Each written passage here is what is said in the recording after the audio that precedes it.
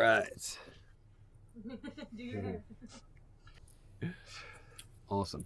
Okay, All right. we're So, running. hey guys, so I'm here with legendary producer Michael Wagener. And so, Michael, fantastic to be here. Obviously, my Glad band, to have you. Black Smoke Trigger, is going to be recording here in just a few months. And so Yeah. we're really excited to be working with Michael. And so just wanted to take this moment to ask you some questions for the Guitar Mastery Method community. And yeah, well, let's jump straight in. First of all, what are some of the bands that you've worked with over the years?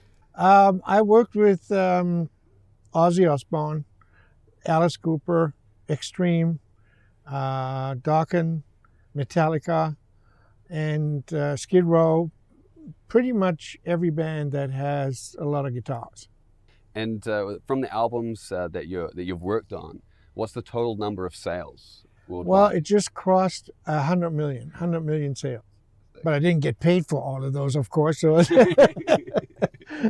you know, when album sales, physical album sales slowed down drastically, I go, I'm never going to make that. It was like at 97 million or something. I go, I'm never going to make that jump. And finally it happened. Oh, that's great. That's great.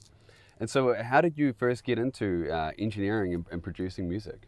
I was living in Germany, Hamburg, Germany, and I was working in a company called Stramp.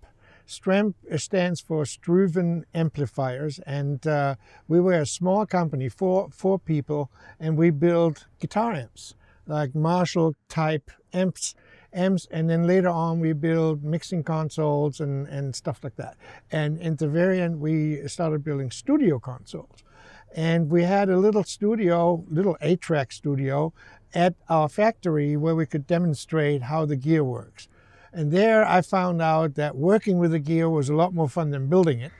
So I opened up my own studio with a few friends that had the money for it in Hamburg, Germany, and it was called Tennessee Tone Studio, which is really weird because now we're in Tennessee.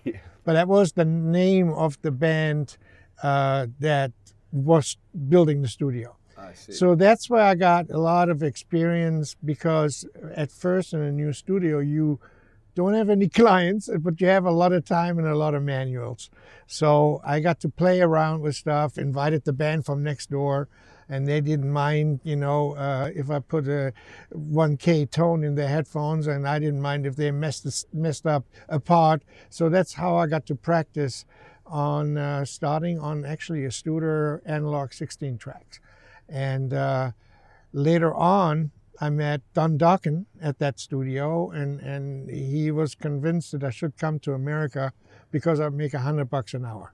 And took a while, but eventually he got there. So that's how it started. You know, Don and I, we stayed close, and I worked with him a lot, even here in America, did some of his live shows, and then he came back to Germany, and we recorded Breaking the Chains. And funny story, they had the American strobe tuners, which, you know, it's in America it's 60 hertz. Yeah. In Germany it's 50 hertz. And they're tuned for 3 days. And it was completely out of tune all the time. And Don looked around the room and goes, "You're the producer now." I go, "Okay, that'll be $5,000. And he goes, "You got it." That's how I became a producer. So, but that's where it started. And you know, I really, really liked working with gear and music at the same time. So if you look around, there's a couple of pieces of gear in here. And but that's how it all started. Originally, I was the original guitar player in a band called Accept in Germany, and but now it's just a bunch of, you know, carrots. So I don't play anymore. I know a great website that I could recommend. Oh, wow. And so when you know, when you're first, you know, like working on these albums, how did it feel when you got your first gold record? Like when it arrived and you were able to see it and hold it? Well, the actual first gold record was from Under Lock and Key from Dokken. And actually it got more. It got to platinum very quickly, and it was just amazing. Because if you produce, you never know if you're doing things right or not. There's no, or at the time, there's no books about producing. Nobody can really tell you what to do because it's always different. Every band is different, and the process is always different.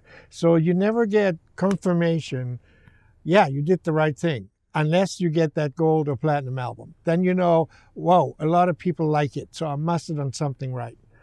And that started happening more and more in the 80s.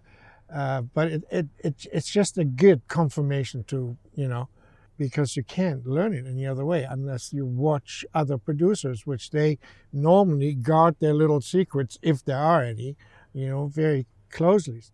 So when you're working on some of these albums, after you've had a little bit of success, did you ever get any feelings during the recording process that you had something special and you just knew that it was going to be big? Yes, there's a few where it was very clear. Master of Puppets was very clear that, at first, when I first got into it and I hadn't heard all the music yet, I thought, it's another metal album. By the time the album was done, I was convinced this is going to be a big album. That they put it in the Library of Congress to preserve the sound, and that it was called the best metal album of the 80s. I didn't expect that, but there's times where you have that feeling.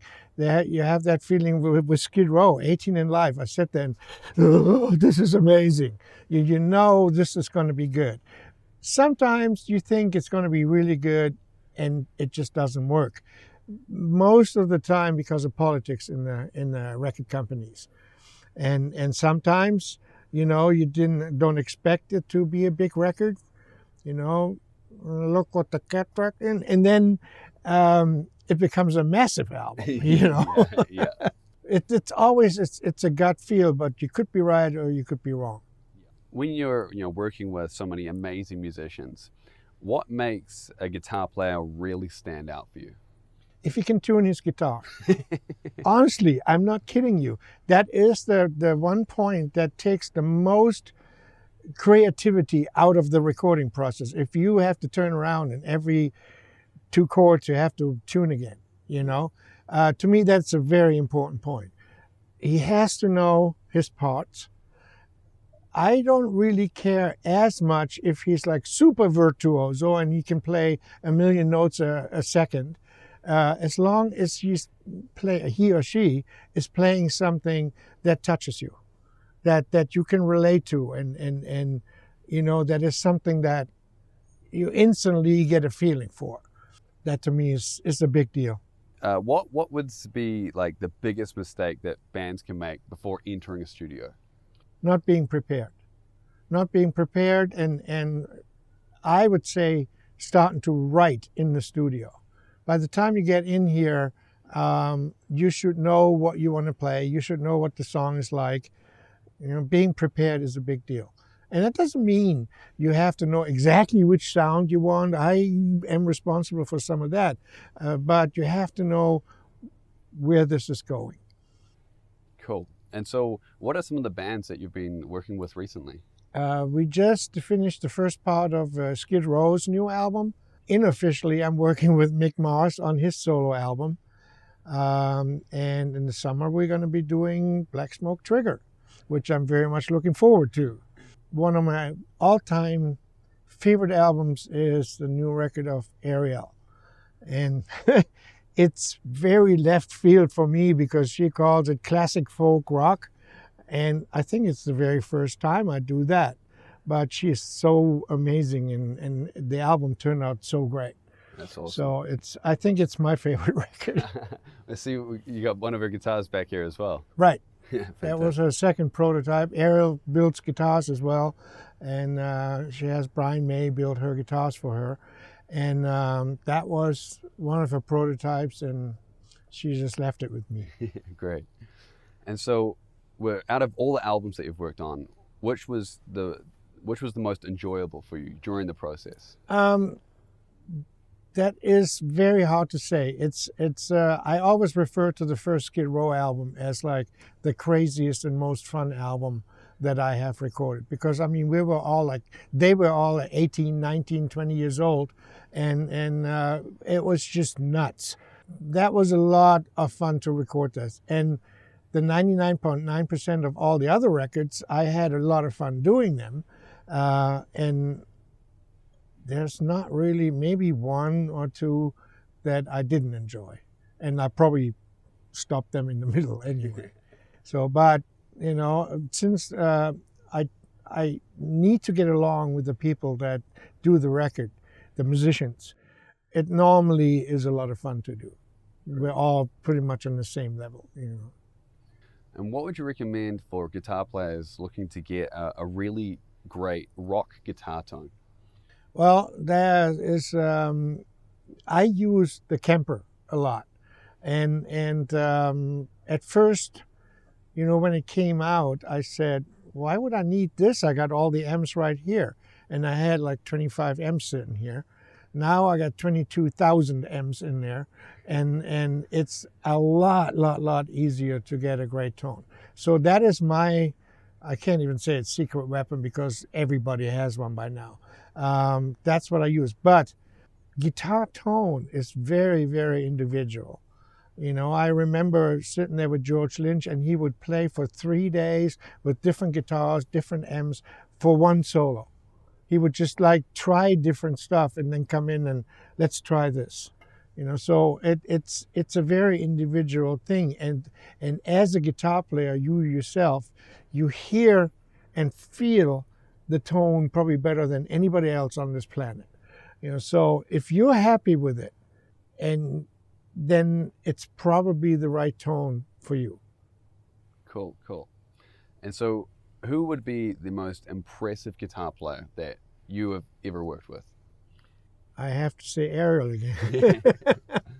Fantastic. Yeah, she's just amazing, and she would just come in and play a solo, and one take, and there it is, you know. And watching her play the way she plays with the bar and all, it's just amazing. But I mean, I've worked with a whole bunch of great guitar players, starting with like George Lynch, Steve Stevens, Vito Bratta is one of my top 3, you know, and there's just a whole bunch of great guitar players. So, but she tops them all. And what makes a great song to you? Great song is something that if it touches me, if I can feel something, listening to the song, and it doesn't matter what kind of song it is, then to me that's a good song. It just goes by, and during the next song I can't even remember the chorus anymore, then it's probably not a good song in my mind. And so what would be the biggest mistake you see people making when they do write their own songs? Being too technical about it. Okay, this goes here, now let's move that one there, and being too technical about it. Go with what the lyrics say. Go, you know, when you have the lyrics and the song has a meaning because it has lyrics, then write the song around that. Create your song, your sounds around that.